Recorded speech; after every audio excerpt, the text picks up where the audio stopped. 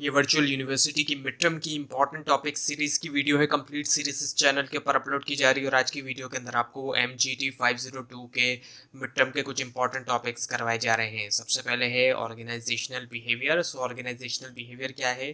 Field of study है जो कि इन्वेस्टिगेट करता है इम्पैक्ट जो कि इंडिविजुअल ग्रुप्स और स्ट्रक्चर का जो है वो होता है बिहेवियर के ऊपर ऑर्गेनाइजेशन के अंदर पर्पस के लिए कि अप्लाई करना सच नॉलेज इम्प्रूविंग के लिए एक ऑर्गेनाइजेशन की इफेक्टिवनेस।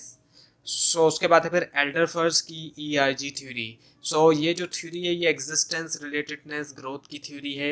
ये भी एक नीड थ्योरी है वर्क मोटिवेशन की। एल्डरफर ने रिड्यूस किए नंबर ऑफ नीड्स को 5 से 3 तक। जो मैस्लो ने 5 बताए थे एल्डरफर ने 3 कर दिए। स्टेट किया कि नीड जो है एक से ज़्यादा लेवल के ऊपर मोटिवेटर भी हो सकती है किसी भी टाइम। और मैस्लो की तरह एल्डरफर ने प्रपोज की एक हायरार्की ऑफ नीड। और येट के बिलीफ है एल्डरफर का कि जब एक इंडिविजुअल के पास डिफ़िकल्ट होता है सेटिस्फाई करना एक higher level need, so motivation जो होती है सेटिस्फाई करने की लो लेवल नीड इंक्रीज होती है। सो एक 3 level hierarchical need theory of motivation जो कि अलाउ करती है मूवमेंट अप और डाउन हिरार्की। सो इसमें एग्जिस्टेंस नीड है, फिर रिलेटेडनेस नीड है और ग्रोथ नीड है। Now the Maslow hierarchy of need.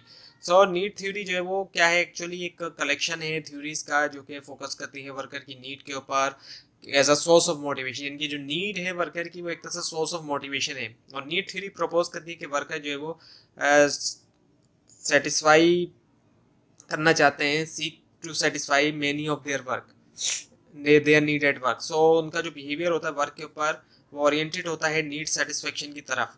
सो एक नीड जो है वो रिक्वायरमेंट है सर्वाइवल के लिए भी और वेल बीइंग के लिए भी। सो जो 5 नीड्स मैस्लो ने बताई हैं उनमें पहली है फिजियोलॉजिकल नीड, जिसमें कि फूड ड्रिंक और शेल्टर वगैरह आ जाती है। इसके अलावा सेफ्टी नीड आती है। अब जब फिजियोलॉजिकल नीड से हम एक ऊपर स्टेप आते हैं तो फिर सेफ्टी इनकी इंसान को ज़रूरत पड़ती है। और सिक्योरिटी और प्रोटेक्शन होना इसमें फिजिकल हार्म से भी और साथ में इमोशनली हार्म से भी होना। और इसके अलावा सोशल नीड होना, क्योंकि इंसान अकेला नहीं रह सकता। अफेक्शन होना, बिलोंगिंगनेस होना, एक्सेप्टेंस होना, फ्रेंडशिप होना। एस्टीम नीड होना, इंटरनल एस्टीम फैक्टर जैसे कि सेल्फ रिस्पेक्ट इंसान की और ऑटोनॉमी होना, अचीवमेंट। और एक्सटर्नल एक्सट्रीम फैक्टर्स जैसे कि रिकग्निशन, स्टेटस वगैरह। और सेल्फ एक्चुअलाइजेशन आई थी, ग्रोथ होना, अचीव करना वंस पोटेंशियल और self fulfilment. Now the team. अब टीम क्या एक ग्रुप होता है जिसमें मेंबर जो है वो वर्क करते हैं मिलके इंटेंसिवली ताकि अचीव करें कॉमन गोल। उसके बाद है group size and social loafing. इस स्टडी इंडिकेट करती है कि जैसे जैसे ग्रुप का साइज इंक्रीज होता है ग्रुप मेंबर जो है वो करते हैं कम एफर्ट। आइडेंटिफाई करना और रिवार्ड करना इंडिविजुअल परफॉर्मेंस को डिफिकल्ट होता है और मेंबर फील करते हैं कि उनकी एफर्ट्स है वो अनइम्पॉर्टेंट है एक लार्ज ग्रुप में। सो ग्रुप साइज कंट्रीब्यूट करता है दूसरे प्रोसेसेस लॉस को, जैसे कि कॉन्फ्लिक्ट और कोऑर्डिनेशन प्रॉब्लम्स। उसके बाद है मैनेजमेंट फंक्शन। सो मैनेजमेंट जो है वो प्रोसेस है प्लानिंग करने का, ऑर्गेनाइज करने का, लीडिंग करने का और कंट्रोलिंग करने का एक ऑर्गेनाइजेशन की ह्यूमन, फाइनेंशियल और मटेरियल रिसोर्सेज ताकि इंक्रीज किया जाए इफेक्टिवनेस। प्लानिंग में क्या होता है? मैनेजर जो है स्टैब्लिश करते हैं ऑर्गेनाइजेशन की स्ट्रेटजी।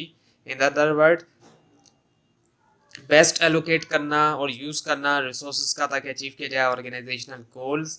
ऑर्गेनाइजिंग में क्या होता है कि मैनेजर स्टैब्लिश करते हैं कि स्ट्रक्चर जो रिलेशनशिप का जो कि डिक्टेट करता है कि कैसे मेंबर जो एक ऑर्गेनाइजेशन के मिल के काम करते हैं ताकि अचीव करें ऑर्गेनाइजेशनल गोल्स। और लीडिंग की बात की जाए तो मैनेजर इनकरेज करते हैं वर्कर को कि वो करें अच्छी जॉब करें और कोऑर्डिनेट करना इंडिविजुअल और ग्रुप्स ताकि ऑर्गेनाइजेशन के जो मेंबर हैं वो वर्क करें ऑर्गेनाइजेशनल गोल के लिए।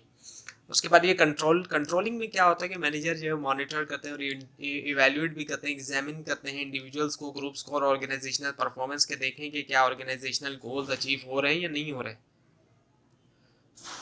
सो now the formal versus informal organisation. So formal organisation तो वो पार्ट है ऑर्गेनाइजेशन का जिसकी लेजिटिमेसी है और ऑफिशियल रिकग्निशन भी है, जबकि इनफॉर्मल जो होता है ये अनऑफिशियल पार्ट होता है जो कि ऑफिशियल नहीं होता। Now the types of values. जो वैल्यूज की टाइप्स हैं उसमें टर्मिनल वैल्यूज हैं, preference concerning the ends to be achieve, instrumental values, अच्छा, जो टर्मिनल वैल्यूज है वो है preferences concerning the need to be achieve, और जो इंस्ट्रूमेंटल वैल्यू है preferences for the means to be used in achieving desired result. उसके बाद ये कि skills exhibited by an effective manager, जो एक इफेक्टिव मैनेजर स्किल एग्जिबिट करता है।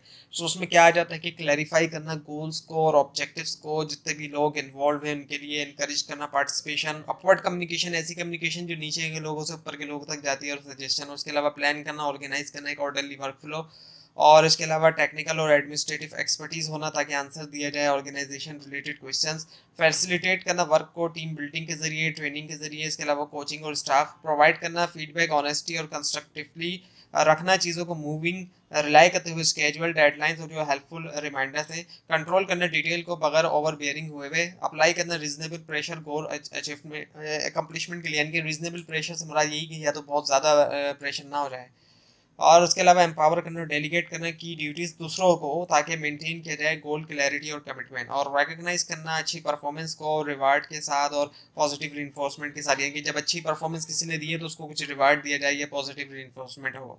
तो ये थी आज की वीडियो। आपको अगर इस बारे में कोई क्वेश्चन है, खासतौर पर इसमें कोई मिस्टेक दिखाई दे ज़रूर हाईलाइट कीजिए, और इस पूरी सीरीज को देखने के लिए इस चैनल को सब्सक्राइब कीजिए, बेल आइकन के ऊपर क्लिक कीजिए। Thanks for watching this video and best of luck for your exams.